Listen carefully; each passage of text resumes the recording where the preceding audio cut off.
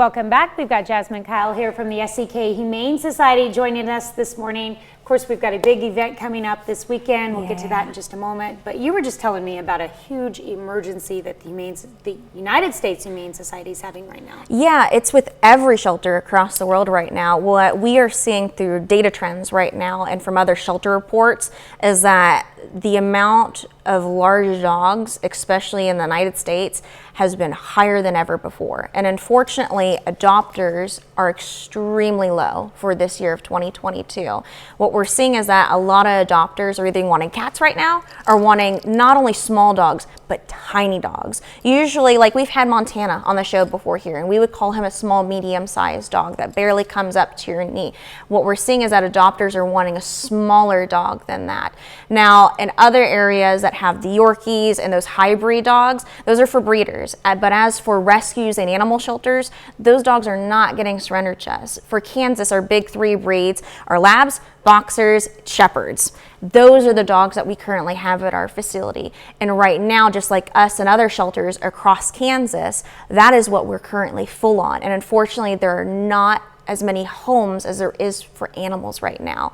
So for us being a no-kill shelter, yes, we're at full capacity, not just because we're saving continuously, but we are trying to find those homes that are even outside of our state right now to give these kids a chance. So yeah, you have some pictures of a few dogs that you guys have. We do, and they're also desperately looking for homes if we want to share those. Yes, and they're also online at our website, thesekhumanesociety.com. Betty, who we've had on the show before, she is still available. Montana. Jack, I'm happy to share, our longest resident, got adopted about a month ago. We are super excited for that happy, sweet boy.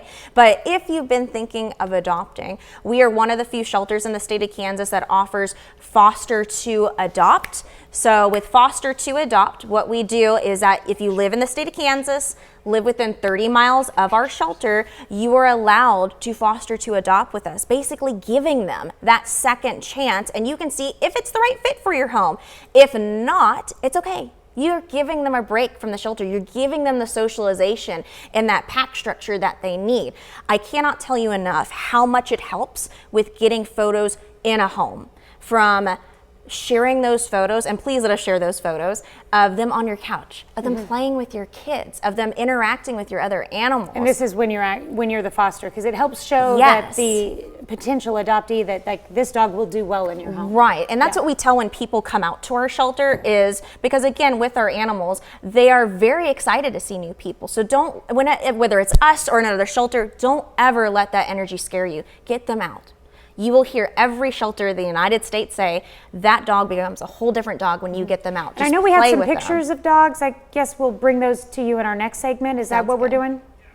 Okay, we'll bring them in our 7 o'clock show. Sounds good. Because we have lots of dogs to show you guys today. Let's go ahead and start talking about our Bark in the Park. Yeah, so it is coming up this Saturday, October 15th. Yes. We're excited because we have not been able to have this event for 2 years now due to the pandemic. This is a free community event. We do not charge for registration. It is all about our communities and its animals. So some of the free activities that are more animal-centered for this event is we have teamed up with Good Boy Professional Dog Training here in town. We love that team.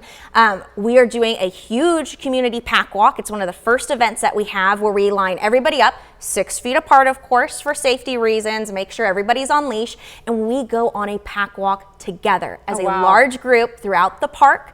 And then, bless them, they are doing 2 free dog training demonstrations at this event as well. One is on pack structure and socialization, and the other is on junior handlers, on how your kids should be handling your dogs, on how your kids can safely walk your dogs, on how your kids can see their socialization behaviors and know how to communicate correctly to your dog. What time is the pack walk? I believe, let's see here, I believe the pack walk is our first event, so I believe it's around noon, but it is on our flyer.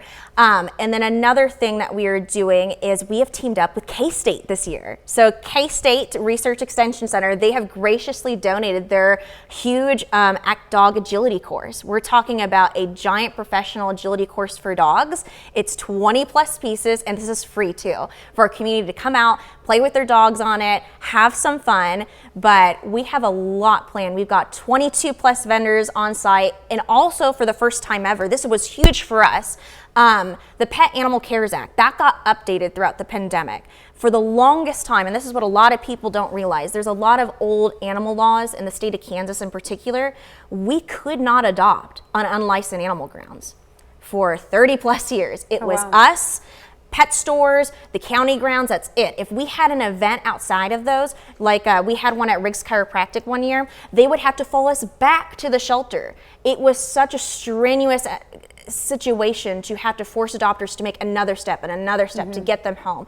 We are ecstatic that that has been changed. We now just file a report with the state on upcoming events, and now we can do events in adoptions wherever. So there, you could actually come out Saturday and adopt a dog. Yes, we will have our own booth with adoptable animals. Our doggy bag resale shop is going to have a booth there where you can name your own price, where 100% goes to us. We have a lot planned for this event, and we're just ecstatic to see our community and its dogs.